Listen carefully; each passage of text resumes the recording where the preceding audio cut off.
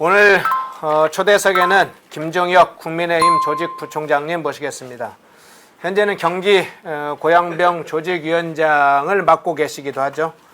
또 원외 조직위원장 임시대표이시기도 합니다. 김종혁 조직부총장님 모시고 총선 백서 논란, 한동훈 전 위원장 전당대회 출마 문제, 전당대회에 관련된 문제 이런 것들 두루 좀 살펴보겠습니다. 김종혁 조직부총장님 모십니다. 반갑습니다, 선배님. 안녕하세요. 예. 근데 1시간 내내 그 목 괜찮아요? 괜찮습니다. 이제는 좀 익숙해져서 괜찮습니다. 예. 예, 오랜만에 지금 방송에 오셨는데요. 요 근래 사실은 이제 또 중책을 맡으셔가지고 대외 활동이 아무래도 조금 여러 가지를 신경 쓰실 것 같은데 조직부총장 맡기 전과 맡은 후에 대외 활동 어떤 부분에서 차이를 느끼십니까? 좀 부담스럽죠. 아무래도 이제 당직을 맡고 있으니까 발언이나 이런 것들이 혹시 이것이 당의 입장, 공식적인 입장인 거냐, 이렇게 해석될 수 있기 때문에 발언 자체가 조심스러운데, 그래도 이제 또 할 말을 안 할 수는 없는 할 거잖아요. 말은 꽤 하시던데요. 네, 왜냐하면 지금 당 자체가 이번 총선을 통해서 우리 당이 얼마나 취약한가가 여실히 드러났고, 이것이 이런 표현 쓰기는 정말 너무 낡은 표현입니다만 뼈를 깎는 어떤 그런 각오로 변신하지 않으면 정말 사라질지도 모른다. 이런 두려움과 그런 위기의식? 위기의식이 있으니까 예. 얘기를 해야죠. 네. 총선 후에 이제 국민의힘 내부 상황은 좀 전체적으로 어떻다고 보세요? 비대위가 만들어졌는데 결과적으로는 이 비대위는 임시적인 거잖아요. 예. 모든 것은 차기 전당대회에서 이번 전당대회에서 차기 대표가 누가 만들어질 것이냐, 누가 될 것이냐, 그리고 그 차기 대표가 어떻게 당을 살려낼 것이냐, 어떤 비전과 어떤 개혁을 가지고 어떤 개혁 방안을 가지고 올 것이냐, 이게 굉장히 중요하잖아요. 다들 촉각을 곤두세우고 있죠. 네. 지금 이제 이재명 박찬대 체제 그리고 이제 국회의장의 의원실 의원이 그 체제가 갖춰지면서 이 대야 공세가 22대 되면 더 심해질 것이다. 그러면 이제 국민의힘 당선인들이 이거에 정말 제대로 대야 공세를 맞설 수 있을까? 좀 무기력한 거 아닐까? 이런 사실은 좀 걱정도 많이 있잖아요. 저희 이제 같은 당 소속이니까 제가 말씀드리기가 좀 겁나긴 한데, 좀 저되긴 한데, 네. 지금 말씀하신 대로 저희의 어떤 투쟁력이라든가, 이 투쟁력이라는 게 그냥 무슨 소리 빽빽 지르고 들어눕고 이러는 게 아니라 상대방에 대해서 조목조목 어떤 논리적인 비판을 통해서 다른 분들이 보기에도 저 주장이 맞네, 저건 말이 안 되네, 이렇게 설득할 수 있는 그런 힘이잖아요. 예. 정치라는 건 결국 말과 타이밍인데 저희 지금 소속 지금 현재 원내가 너무 영남 위주로만 구성되어 있는 게 분명하거든요.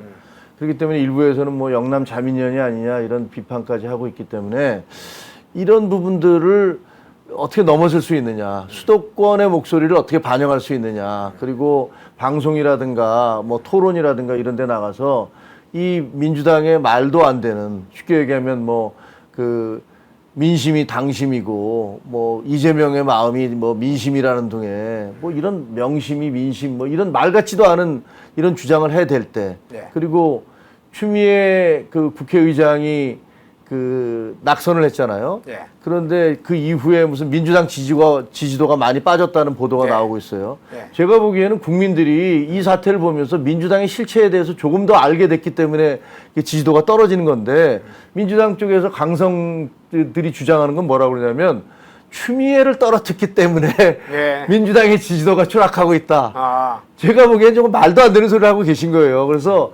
정말로 저 사람들은 이 상황을 저런 식으로 뒤집어서 말을 하는구나. 그리고 아직도 정신을 못 차리고 있구나. 이런 생각을 많이 하게 됐어요. 예. 그래서 이런 부분들을 정확히 지적하면서 공격하고 국민들에게 이 당이, 지금 민주당이 뭐가 문제입니다 라고 얘기할 수 있는 그런 분들이 많이 좀 저희가 확보돼 있어야 되고, 그런 예. 분들이 전면에 나서줘야 되는데 그런 게 좀 부족하다, 그런 생각을 하고 있습니다. 예. 뒤에서 그러면 당선인이 그 역할을 하는 것도 필요하지만 사실은 이번에 낙선하신 분들이 원외 당협위원장 협의회를 지금 만든다고 결성하는 걸로 알려져 있기 때문에 그때 한번 좀 다시 연관해서 다뤄보겠습니다. 예. 총선 백서 논란 관련해서 먼저 여쭤보겠는데요. 국민의힘 총선 백서 특별위원회가 총선 백서를 만드는 작업이 약간의 어느 시기나 진통은 있는데 이번에는 논란이 좀 꽤 큰 것 같습니다. 이런 논란 내분이 발생하는 본질적 원인 뭐로 보세요? 제가 이제 그 백서 위원이거든요. 예. 저도 위원인데 이게 문제가 된 가장 큰 이유는 그 정치적으로 오염돼 버려서 그래요. 백서 제작 자체가 예. 이 정치적인 오염이 됨으로써 이제 더 이상 설득력이 없게 된 거죠. 예를 들면 그 우리가 증거물을 수집할 때 이게 증거물을 수집했는데 이 증거물에 여러 가지 다른 사람의 뭐 지문도 묻어 있고 이러면은 이 증거물을 쓸 수가 없잖아요. 법정에서 쓸 수가 없듯이 백서 작업이라는 것은 우리가 왜 패했는지 이런 부분들에 대한 정말 깊은 성찰과 반성을 통해서 다음에 우리가 어떻게 이길 수 있을까, 그리고 이런 잘못된 부분을 어떻게 고칠 수 있을까, 그런 시스템, 제도 뭐 여러 가지에 대한 고민이 묻어나야 되는 건데 이게 처음부터 무슨 정치적으로 의도를 가지고 한 게 아니냐. 좀 더 구체적으로 얘기하면 이게 무슨 뭐 한동훈 그 비대위원장을 공격하기 위해서 하고 있는 게 아니냐, 제작하고 있는 게 아니냐라는 그런 오해를 받게 된 거예요. 그게 진실이든 아니든 간에 정치적인 것은 본인이 뭐라고 말하느냐가 아니고 그 말을 국민들이 어떻게 받아들이냐가 중요한데 그런 면에서 굉장히 잘못된 거죠. 네. 총선 백서 제작 무용론까지 제기됐습니다. 지금 이제 백서위원이시기도 한데 단도직입적으로 좀 여쭤보면 총선 백서 제작 중단해야 된다. 이것에 대한 의견은 어떠세요? 그러니까 지금 당장 중단할 수는 없어요. 왜냐하면 너무나 많은 조사를 했고 설문조사도 했고 그다음에 인터뷰도 했고요. 여러분들을 했는데 그래서 이 문제를 둘러싸고 지금 우리 내부에서 논란이 많아요. 그 백서위원들 사이에서도 이게 너무 정치적으로 뜨거워지고 있고 자칫하면 전당대회라는 게 뭐 저희가 축제는 아니다 하더라도 적어도 우리 당이 스스로를 추스리고 다시 반격할 수 있는 그런 모멘텀, 전기, 계기 같은 걸 만들어내는 그런 전당대회가 돼야 되는데 그 앞서서 총선 백서를 통해서 야, 이 사람도 문제고 저 사람도 문제고 뭐가 문제고 이렇게 확 터뜨려 버리면 그러면 전당대회 자체가 거의 그냥 이 축제이기는커녕 그 내부 비판의 자리가 돼버릴 그런 가능성도 되게 크거든요. 이 말씀은 무슨 뭐 비판을 스스로 하지 말자라는 게 아니라 주객이 전도되면 안 된다. 우리 당원들도 뭐 새로운 희망을 가지고 그 미래를 향해 나가야 되는데 서로에 대한 공격, 비판 이런 것이 주가 되면 안 되는데 잘못하면 그렇게 될 수도 있다는 거죠. 그래서 이거를 지금 전당대회 전에 이걸 발표하는 게 맞느냐 이것을 두고 논란이 많아서 내부에서는 이런 얘기들을 많이 했어요. 중회의 지금 이제 조정훈 위원장이 그 대만에 가 계시거든요. 대만 총통 취임과 관련해서 그 한대만 우호 협의회 뭐 의원단이 이제 몇 분 가신 것 같아요. 그래서 거기 가 있는데 대만에서 이제 위원들하고 줌회의를 했는데 이런 갑론을박 끝에 그러면 그 본인이 결정을 해달라. 당 지도부하고 상의하고 그래서 결정을 해달라. 이렇게 일임을 했어요. 일단 일임을 해놓은 상태군요. 근데 이제 이게 전당대회 직전에 백서를 발간하겠다. 이걸 지난번에 조정훈 위원장이 대외적으로 이야기를 했습니다. 그래서 이제 여러 가지 제작 중단과 관련해 논란이 많은데 자체적으로 백서 특위에서도 뭐 여러 가지 중단할 것이냐 아니면 발간 시점을 뭐 조정을 해서 좀 뒤로 늦출 거냐 여러 가지가 있을 텐데 비대위 차원에서 중단해라 또는 중단이 아니라도 적어도 발간하는 시점은 전당대회 이후 해라. 지금 정치적으로 여러 가지 불필요한 논란이나 오히려 갈등을 유발하고 있으니까 이렇게 비대위 차원에서 결정할 가능성도 있습니까? 별로 없을 것 같아요. 그래요? 그러니까 비대위 차원에서는 글쎄, 그러니까 이게 특이지만 자율성이 좀 있잖아요. 그러니까 뭐 상의를 할 수는 있겠죠. 비대위원장님과 상의를 할 수 있겠지만 비대위 차원에서 뭐 중단해라 하면 그건 더 큰 파장이 벌어질 것이고요. 그러니까 이제 좀 뒤로 늦추거나 전당대회 이후로 늦춰서 그 나온 결과를 차기 당대표가 받아들고 그러면 그 당 개혁 방안에 참고하는 그런 부분은 있을 수 있겠지만 중단하기는 쉽지 않을 것 같은데요. 그렇군요. 조정은 위원장 관련해서 불출마 입장을 제기한 분들이 여러 분 있었잖아요. 네. 그 천목회라고는 3040 수도권 원외 중심 이제 모임, 요 주로 이제 낙선자들이 좀 많이 있습니다만 천목회 멤버들이 조정호 위원장 전당대회 출마할 거면 뭐 백서 특위위원장 직을 내려놔라 이런 얘기가 있었는데 조정호 위원장이 불출마 입장을 밝혔어요. 네. 그러면 일단 그 문제는 좀 일단 수습됐다고 보시나요? 그러니까 우리 내부에서도 지금 회의를 하면서 네. 그거 그렇게 하시면은 이 자체가 우리의 원래 저 백서를 만들려는 취지가 상당히 흐려지지 않느냐 그런 지적이 있었고요. 조정은 위원장께서 그 부분을 받아들여서 결과적으로는 나는 이제 출마하지 않겠다라는 얘기를 하신 것 같은데 저는 좀 안타까운 게 이게 프레임이 처음에 그렇게 짜져버린 거예요. 네. 이 백서가 백서를 만드는 위원장이 출마를 하겠다고 그래? 그러면 다른 사람들은 다 경쟁자인데 그 중에 한 사람을 집중적으로 공격하려는 모습이 보여?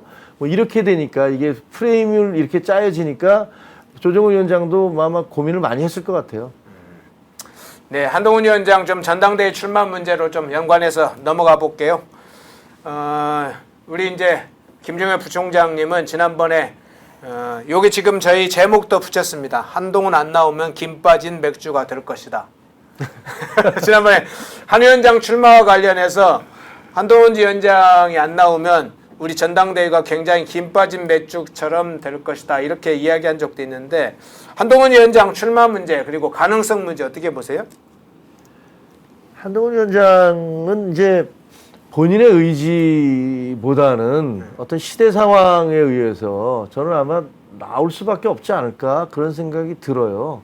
저도 이제 당원들하고 많이 만나는데 많이 만나면 우리 당이 어떻게 이 상황을 돌파할 것인가에 대해서 얘기들을 하면서 떠오르는 사람이 없다. 이런 얘기들을 많이 하더라고요. 그러니까 결국은 한동훈밖에 떠오르는 사람이 없다. 뭐 당원들이 그런 얘기들을 많이 하시더라고요. 근데 그거는 뭐 물론 또 다른 분들은 뭐 다른 생각이 있으시겠지만 아마 그래서 당원들의 어떤 그런 요구 상황, 열망, 뭔가 당이 좀 변화를 해야 되고 저는 개인적으로는 당이 좀 세대 교체를 좀 해야 된다고 생각을 해요. 우리 당이 어떻게 해서 이 위기를 극복할 수 있을 것인가는 그 전면적인 세대 교체 그리고 그 당의 개혁 이런 것들로 민주당과 차별화를 해야 되는데 과거에 그 YSDJ가 40대 기술론이라는 걸 내세웠었잖아요. 그래서 40대가 대통령이 될 수 있다라고 이제 몇십 년 전에 그것을 주장을 하면서 상황을 확 뒤집어 버렸거든요. 그랬는데 저희 국민의힘도 이제는 좀 이 세대 교체를 전면적으로 좀 해야 되지 않나 그런 생각이 듭니다. 물론 저도 60대예요. 그러니까 저도 아마 교체 대상일 겁니다. 그러니까 이게 무슨 사람을 교체하자 이런 측면보다는 어떤 생각, 사고방식의 교체일 수도 있잖아요. 이게 뭐 나이를 기준으로 해서 하는 게 아니라 하지만 그래도 좀 젊은 세대, 40대, 50대들이 좀 전면에 나서서 이 보수를 좀 개혁하는 그런 데 앞장서줬으면 좋겠다라는 생각을 저는 합니다. 근데 그거를 할 수 있는 주자가 누굴까라고 생각해 보면 뭐 당원들은 그게 한동훈 아닌가 뭐 이렇게 생각을 하는 분들이 꽤 있는 것 같아요. 예. 그러면 좀 더 구체적으로 여쭤볼게요. 한동훈 전 위원장이 출마하는 것에 대해서 반대하는 분들이 좀 있는데 그분들의 이제 논거를 보면 이번 총선에 패장이었다. 패장이 왜 이렇게 또 출마를 하느냐. 그리고 좀 뭐 한동훈 위원장을 아끼는 분들은 반대 입장에서도 차기 대권을 위해서 좀 아껴두자.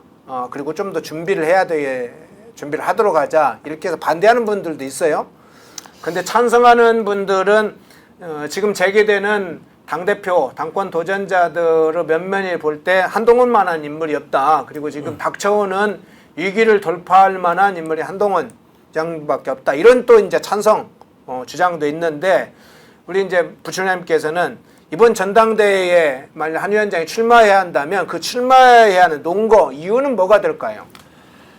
제가 무슨 이건 부총장으로서 얘기할 수는 없잖아요. 네. 그러니까 저는 이제 혹시 어쨌든 당에 있는 사람으로서는 명확히 중립을 지켜야 되니까 이거는 제가 뭐 나와라 마라 이런 얘기를 드리는 게 아니고 여기서 이제 그 어떻게 보면 평론가적 관점에서 이 말씀을 드리는 거라는 걸 미리 말씀드리고요. 또 당의 입장이 아니라는 것도 미리 말씀을 드립니다. 네. 근데 일단 여러 가지 얘기 중에서 첫째는 이제 좀 그 패배의 책임이 한동훈에게 있지 않느냐 이런 얘기를 하시는데 결과적으로는 우리가 졌기 때문에 그런 얘기를 하실 수 있다고 생각을 해요. 하지만 저도 이제 선거에 나갔던 사람이잖아요. 네. 근데 그때 당시에 보면 정말 그 백약이 무효더라고요. 예를 들면 정권 심판이라는 저는 고양병 지역이었는데 고양 지역에 있는 가불병정 4곳에 있는 그 민주당 후보들께서 모두 다 프래카드를 동일하게 붙였어요. 무능 정권 심판하자. 무슨 구체적인 공약을 건 것도 아니고 뭐 토론회에서나 모든 것에서 전부 다 윤석열, 김건희를 심판하자. 뭐 이것만 계속 그 뭐랄까 낡은 레파토리처럼 계속 고장난 레코드처럼 계속 얘기를 했는데 그게 상당 부분 저희가 아무리 무슨 공약이 뭐가 뭐 어떻게 가자 뭘 가자라고 얘기했지만 그게 전혀 먹히지 않는 그런 분위기였거든요. 네. 근데 제가 선거를 치르면서는 느낀 건 이게 그냥 단순하게 우리가 1월 달부터 시작한 김건희 여사의 무슨 뭐 명품 파우치, 그 다음에 3월 4일 날인가 했던 이종섭 그 호주 대사 임명, 그 다음에 그 이후에 대파, 그 다음에 그 이후에 그 의대생들 증원 문제 이런 것들에 의해서 우리가 졌다 이렇게 생각할 수도 있지만 제가 보니까 그게 아니고 그 이전에 계속 쌓여왔던 그런 불만들, 예. 그런 거부감들 이런 것들에다가 이런 것들이 선거 전국에서 해소가 되거나 이렇게 방향을 트는 게 아니라 아까 말씀드렸던 몇 가지 사안들이 거기 위에 얹어지면서 저희에 대한 지지도가 와르르 우르르 붕괴해버리는 그런 경험을 저는 했어요. 네. 그러니까 솔직히 말씀드리면 한동훈 아니라 한동훈 할아버지가 왔어도 이번 선거가 참 힘들었겠구나라는 생각이 들고요. 그때 당시에 선거 때는 한동훈 위원장을 좀 와달라고 예. 여기저기서 그랬었죠. 정말 네. 너도 나도 많이 조금이라도 더 한 번이라도 더 부르려고 막 그랬었죠. 그러니까 저희 이제 고향 같은 경우는 이제 일산이 있고 덕양구가 있잖아요. 근데 이 덕양구 후보들은 왜 일산만 가고 덕양구는 안 오냐고서 엄청 항의하셨어요. 예. 실제로 한동훈 위원장이 오면 많은 분들이 집결을 하고 팬덤이 있더라고요. 확실히 우리 당원들도 많이 나오시고 또 보니까 그 중립지대에 있는 분들도 도대체 한동훈이 어떤 사람이야? 무슨 얘기하는 거야? 뭐 들으려고 많이 오시기 때문에 저희한테는 많은 도움이 된 게 분명하거든요. 그래서 어떻게 보면 이제 처음부터 기울어진 운동장이었는데 그 기울어진 운동장에서 그 싸움 악전고투를 한 건데 그거를 어떤 한 사람에게 책임을 다 져라라고 얘기하는 건 제가 보기에는 말이 안 되는 것 같고요. 예. 우리 모두의 총체적 반성이 필요하다. 후보는 후보들대로 또 당 지도부는 지도부대로 또 대통령실은 대통령실대로 이런 것들이 왜 이런 구조적인 문제가 생겨났고 왜 조국 신당이 출마하는 것들에 대해서 우리는 그 예측을 제대로 못했고 사실 다들 그랬잖아요. 조나땡 조국 나오면 땡큐다. 예. 그렇게 그랬죠. 얘기했지만 네. 실제로는 조국 신당이 출연함으로써 2월 초였어요. 창당 선언을 하고 난 다음에 저희는 완전히 정말 거의 멘붕 상태에 빠진 거거든요. 지지도가 계속 올라가고 있었으니까.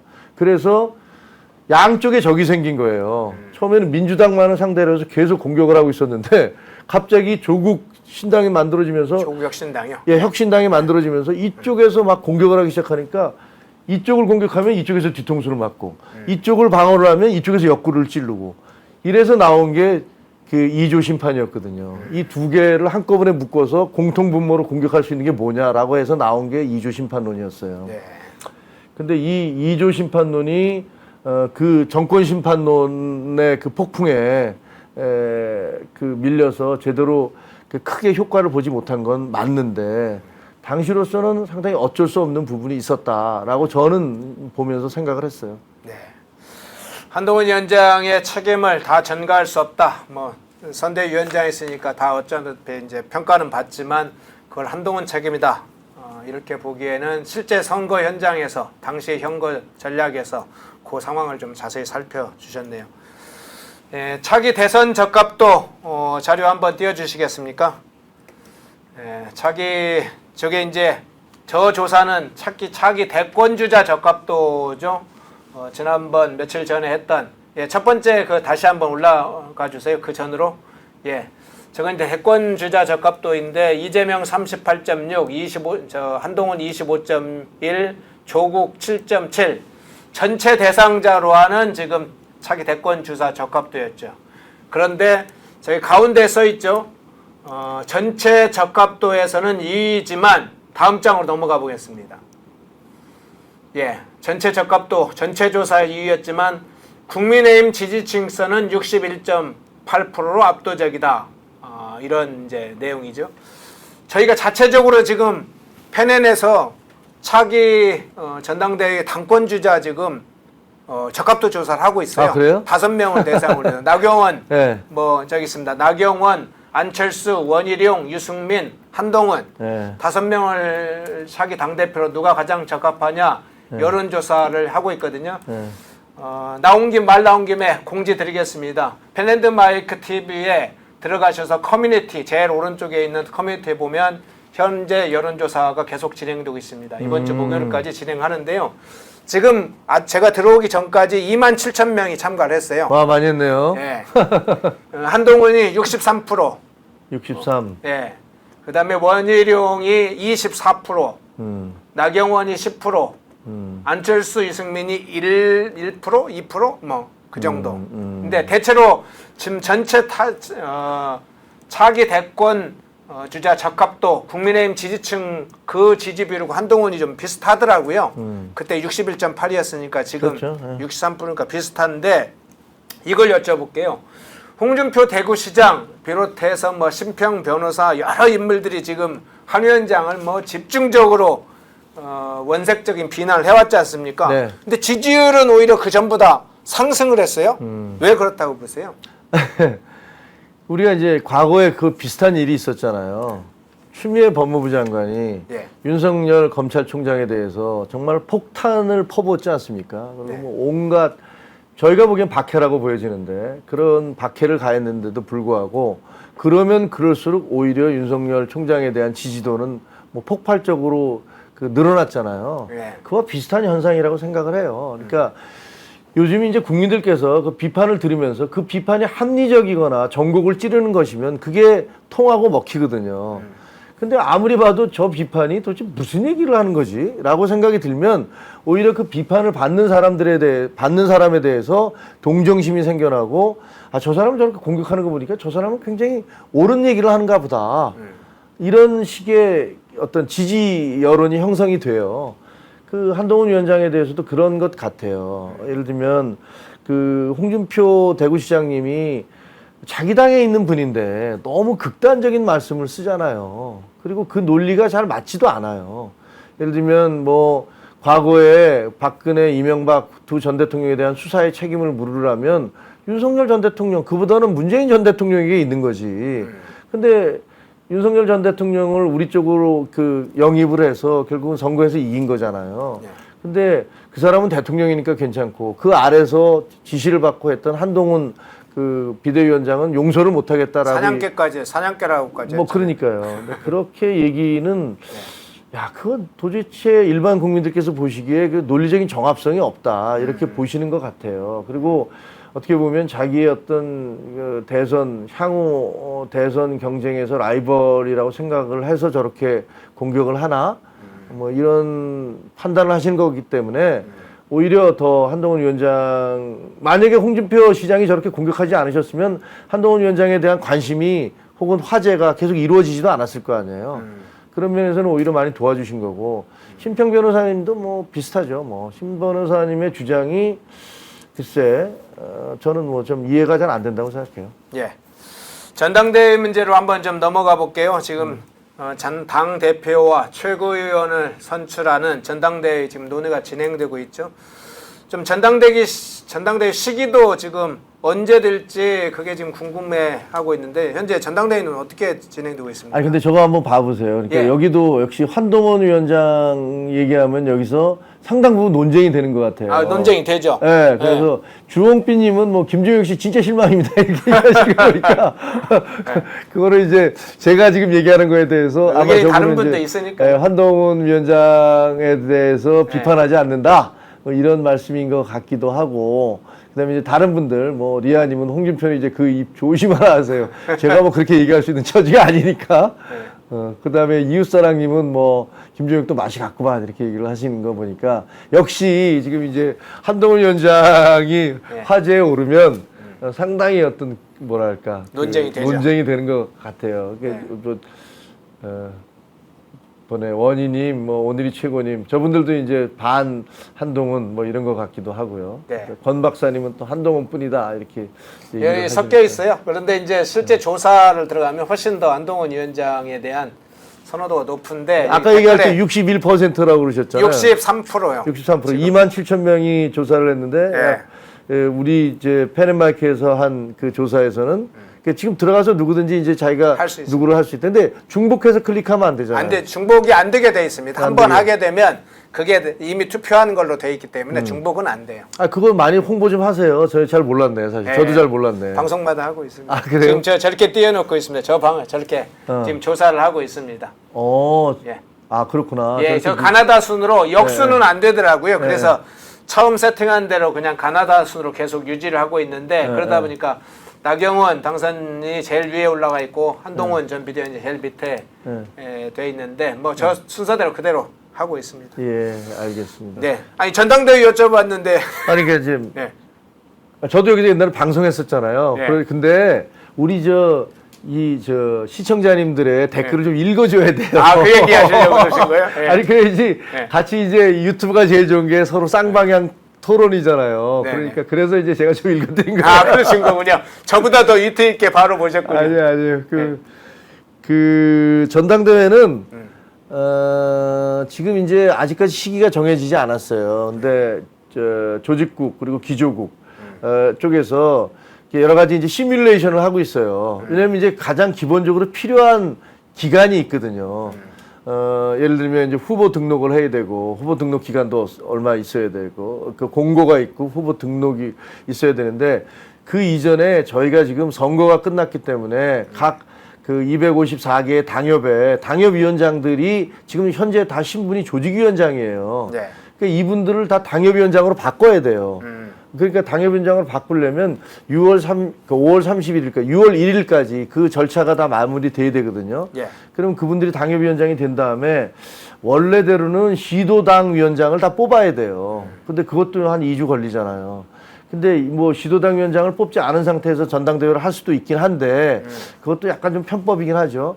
들어가고 그다음에 선관위를 구성해야 되고 그다음에 또 이거 그 공고하고 등록을 하고 또 이제 그러고 난 다음에는 이 순회를 하면서 또 그 경선 절차를 밟아야 되잖아요. 네.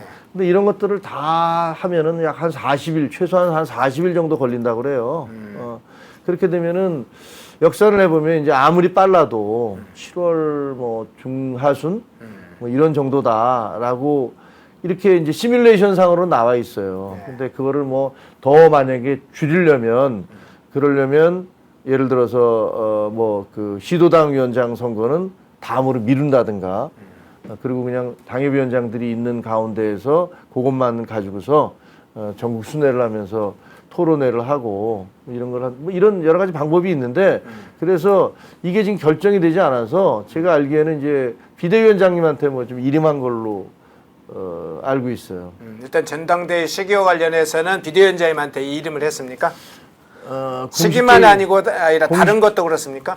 아니요. 그 제일 시기가 중요한 거죠. 그 시기에 대해서는 그 비대위원장님하고 사무총장님, 성일종 사무총장, 황우려 비대위원장님들이 이렇게 계속 얘기를 하고 있고, 그 다음에 아마 이제 비대위에서 좀 논의가 있겠죠. 근데 아직까지는 월요일 날 어제 그 회의에서 원래는 이제 뭐 지금부터 논의를 시작하겠다라고 개시선언을 하고 논의가 될 줄 알았는데 개시선언을 하지 않으셨어요.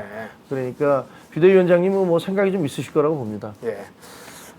실제로 조직위원장을 임명하고 선관위에 공고하고 순위 절차를 하는데 그런 데는 40일 정도 그러면 대략 한 7월 중순 정도가 빠르면 7월 중순과 하순에 가까운 중순, 그러니까 중하순이죠. 중하순이요. 네. 그쯤이 1차적으로는 뭐 이야기들 언론에서도 그 부분을 많이 보더라고요. 7월 중하순이나 또는 8월 초 정도. 근데 이제 그 걱정을 하는 게 8월에 그 뭐 가능하면 좀 7월 중으로 끝내야 된다고 얘기하시는 분들은 7월 말이면 이제 휴가가 시작되지 않느냐. 네. 그러면 휴가철이니까 우리 전당대회가 별로 주목을 못 길지 않겠느냐. 그런 얘기가 있으시고. 네. 그다음에 또 하나는 8월이 시작되면 올림픽이 시작된다. 파리 올림픽이. 그러면 휴가철인데다가 파리 올림픽이면 그것 역시 우리가 주목을 받지 못하지 않겠느냐.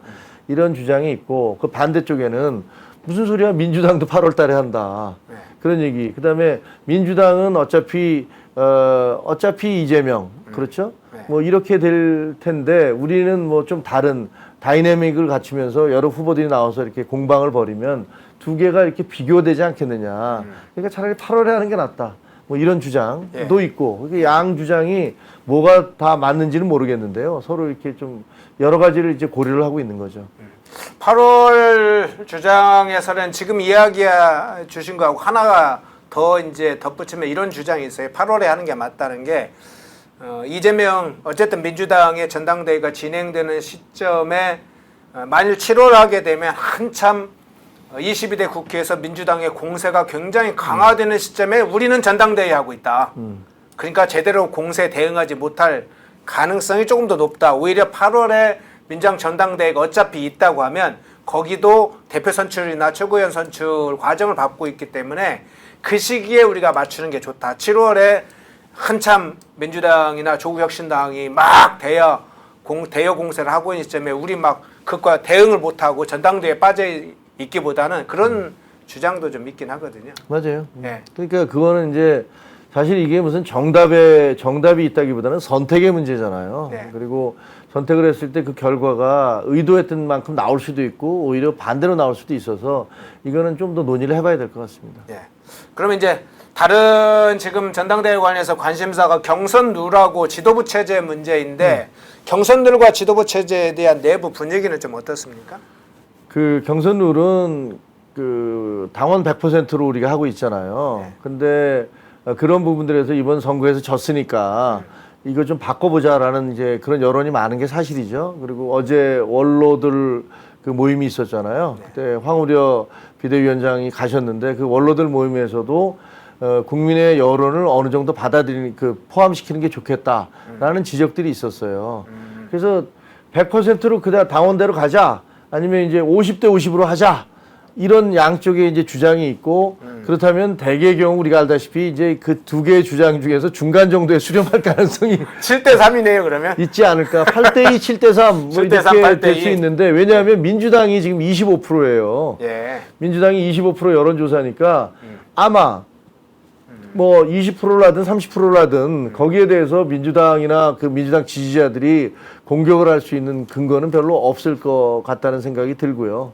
그 부분 이제 덧붙여서 국민 여론조사 즉 민심 비율을 반영을 한다면 역선택 문제는 어떻게 될 것 같습니까? 역선택은 방지해야 되겠죠. 네. 역선택은 뭐 당연히 우리 당을 반대하는 사람이라면 거기서 우리 당의 대표가 가장 경쟁력이 없고 가장 표현이 좀 그렇습니다만 가장 못난 사람이 되길 원할 거 아닙니까? 그래야지. 아니 적군이 우리 보러 일본 선수 우리 축구 제압하고 일본하고 한일전 하는데 우리한테 일본 선수와 감독을 뽑을 권한을 주면 제일 2군 리그에 있는 제일 못하는 사람들 뽑을 거 아닙니까? 그러니까 그렇게 선택하는 거는 상식적으로 말이 안 되는 거죠. 말이 안 되니까 그 역선택 방지 조항을 세워야 하는데 근데 문제는 그게 얼마나 효율적일 것이냐에 대해서는 과학적으로 증명이 되고 있지가 않거든요. 네. 그래서 그게 좀 저희로서는 고민인 거죠.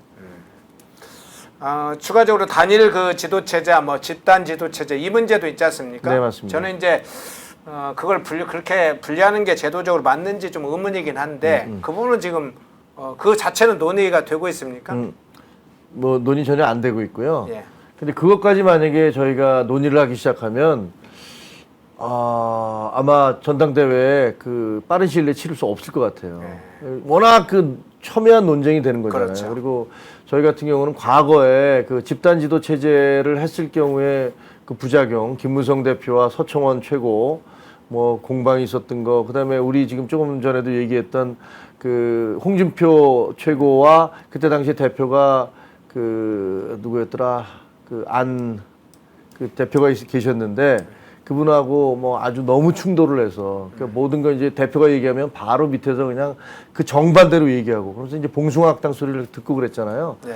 그래서 그것들 그렇게 바꿨을 경우에 그런 우려가 있고 또 단일 지도 체제는 너무 대표가 이렇게 혼자서 그 다 밀고 가는 거 아니냐라는 그런 우려가 있긴 한데 이거를 논의하기 시작하면 아마 주자들의 어떤 입장에 따라서 그 논의가 정말 배가 산으로 갈 가능성이 있어서 논의가 쉽지는 않을 것 같다는 생각은 드네요. 이것도 굉장히 이건 참 좁혀지기 어려운 문제이죠. 네, 우리 리아님이 유승민 역선택 받을 겁니다. 그리 되면 안 됩니다. 해서 아마 역선택 문제나 국민 여론조사 비율에 관해 의견을 주신 것 같고요. 희조님은 당 대표 뽑는데 당원들만 해야 된다. 이건 이제 100% 당원 투표를 좀 지지하시는 것 같고 좀 그런 것 같네요. 근데 그게 논리는 그거예요. 네. 그러니까 전 세계 어느 나라도 당 대표를 뽑는데 여론조사를 도입하는 데는 없어요. 그게 현실이거든요. 그리고 이제 그 당원들의 입장에서는 예를 들면 한 80만 명 당원, 90만 명 뭐 이럴 정도에서 한 50만 명이 투표를 했다고 쳐보세요. 그럼 내가 투표한 건 50만 분의 1이잖아요. 내 권리는 50만 분의 1을 행사하는데 만약에 여론조사는 1000명쯤 한다면 여기는 1000분의 1이잖아요. 내 권리는. 근데 이걸 5대5로 한다면 네. 50대 50으로 하면 내가 평생 뭐 평생은 아니더라도 오랜 기간 그 당비를 내면서 책임당원이 됐던 사람의 권리와 네. 그 누군지도 모르지만 전화 한 통화 받은 사람의 권리가 네. 예를 들면 1대 500쯤 되는 거예요. 그 이 책임당원 500명의 권리가 전화 한 통화 받은 여론조사 한 명의 권리하고 똑같이 되는 거잖아요. 그러니까 이거 사실은 물론 여론조사는 대표성이기 때문에 이것을 그렇게 투표처럼 생각할 수는 없다라고 얘기하지만 그러나 심지어는 이런 것도 있었어요. 당원들 중에서는 나 당원 안 할 테니까 1000명 중에 포함시켜달라.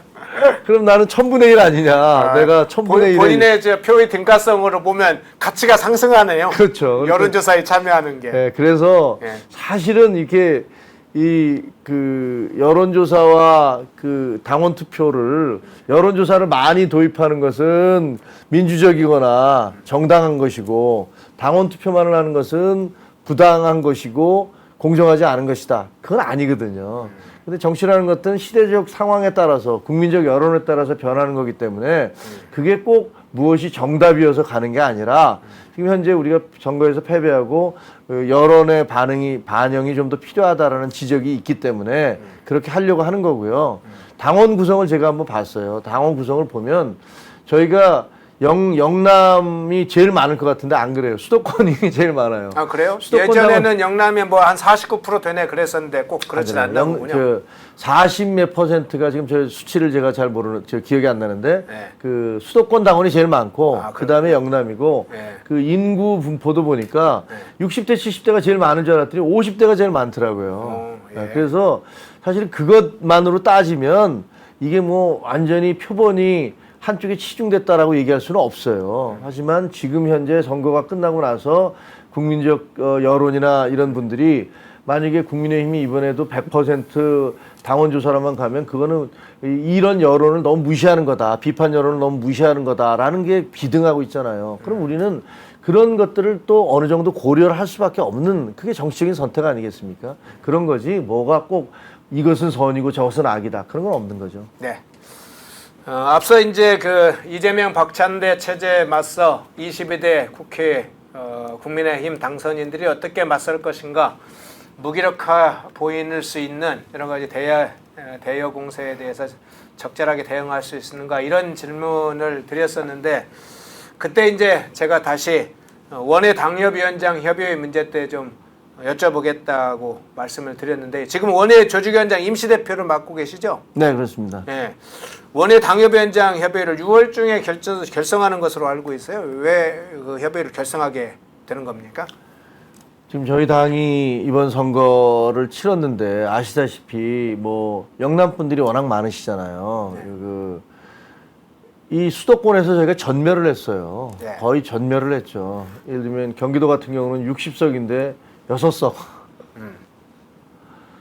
그래서 서울도 마찬가지고 인천도 마찬가지고 인천 2석인가요? 그다음에 서울 8 11석, 그죠?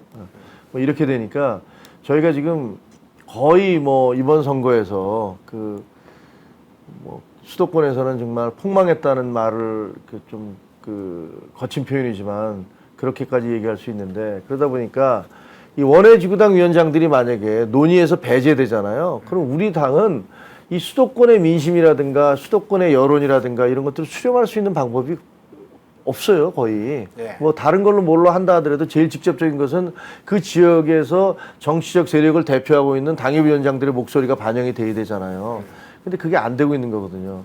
근데 이 원외 당협위원장 협의회는 당원 당규에 규정돼 있어요. 원래 결성하도록. 원래 있습니까? 원래 있는 당규에 제도인데 있습니까? 그게 사문화돼서 네. 안 쓰고 있던 거예요. 그러니까 그런 면에서 이걸 다시 부활시켜야 된다. 부활이 아니라 정상화시켜야 된다. 그래서 원외 당협위원장들의 목소리가 제대로 전달될 수 있도록 해야 된다. 이런 취지에서 시작된 거예요. 기억나시는지 모르지만 지난번에 그 선거가 끝나고 나서 원내 당협위원장들이 한번 모였었고, 네. 그 원내 이번 당선자들, 그다음에 원외 당협위원장들이 모였어요. 근데 이쪽은 108명이고 우리는 164명이잖아요. 네.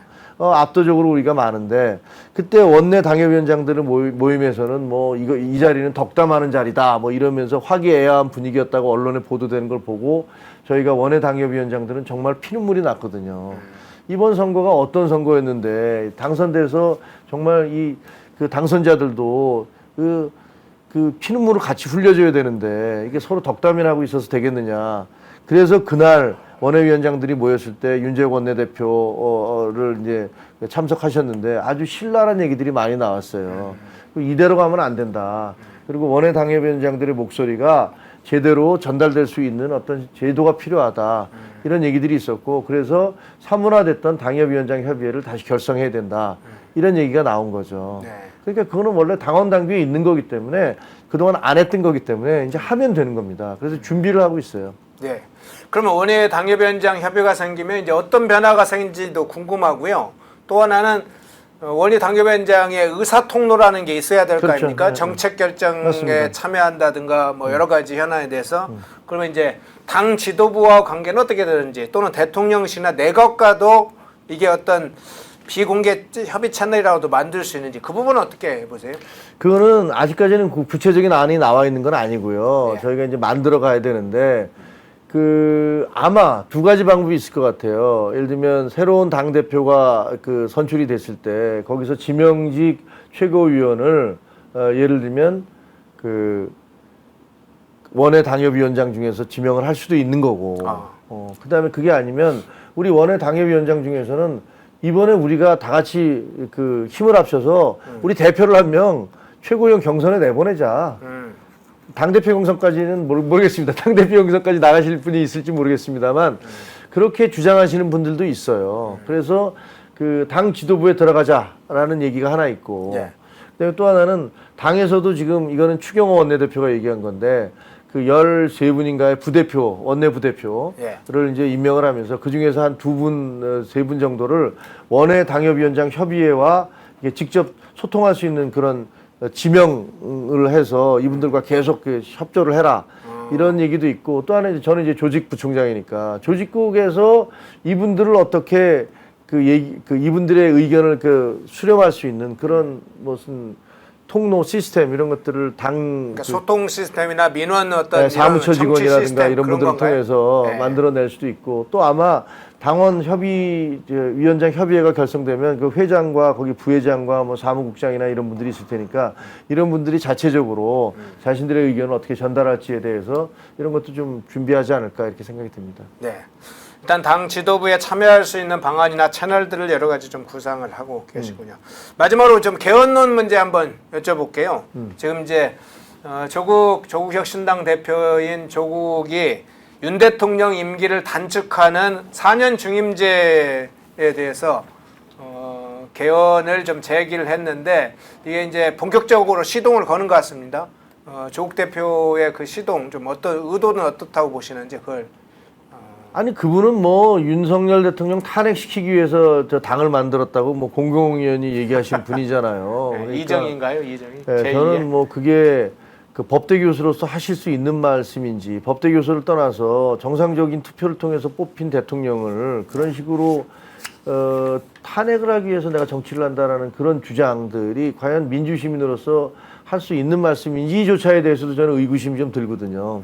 근데 뭐 본인이 그렇게 얘기하셨으니까 그건 뭐 어쩔 수 없는 건데, 그래서 그 이전에 그분의 어떤 그 출발의 동기 자체, 정치적인 그 정치판에 들어오게 된 그 출발의 동기 자체가 상당히 오염됐다고 보이기 때문에 사실 그분이 그 이후에 주장하는 어떤 주장에도 신뢰성을 두기가 참 어려워요. 4년 중임제 개헌이 됐든 뭐가 됐든, 뭐 물론 6공화국이 이제 수명을 다했다, 7공화국으로 가야 된다라는 주장은 저는 상당 부분 신뢰성이 있다라고, 그거는 논리적인 근거는 좀 있다고 생각이 되어져요. 네. 그리고 5년 단임제의 폐해도 적지 않거든요. 선거가 도대체 대통령 치르면서 몇 번을 치러야 됩니까? 뭐 지방선거 치러, 총선 치러, 대선 치러, 뭐 이렇게 되면은 선거로 날이 새고 날이 그냥 저무는, 선거라는 것들은 뭐 논리적인 것들에 의해서 치러지는 게 아니라 무조건 상대방을 깎아내리고 공격하고 뭐 그런 어쩔 수 없는 부분이 있어요.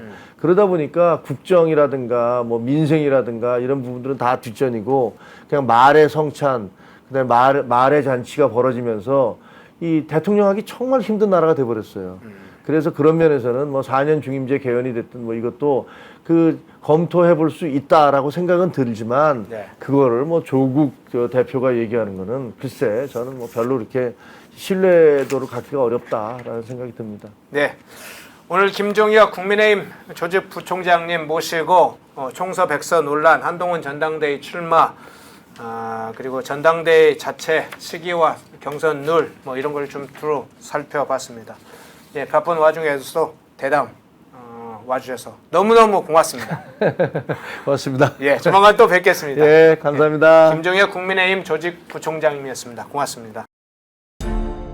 모두가 숨죽이고 침묵하던 시절, 펜앤마이크는 앞장서 자유와 민주를 외쳤습니다. 자유파 정권 탄생을 위해 싸웠습니다. 2024년에도 펜앤마이크는 쉼없이 달려갑니다. 민주주의 체제 수호의 선봉이 되겠습니다. 왜곡된 대한민국 역사를 바로 세우겠습니다.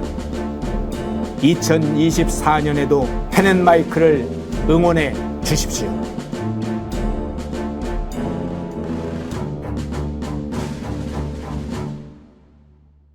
인터넷 검색창에 펜앤마켓을 검색해 주세요. 펜앤마켓은 펜앤드마이크 구독자분들을 위한 종합 쇼핑몰로 좋은 상품으로 온라인 최저가를 목표로 하는 마켓입니다. 많은 관심과 사랑 부탁드립니다.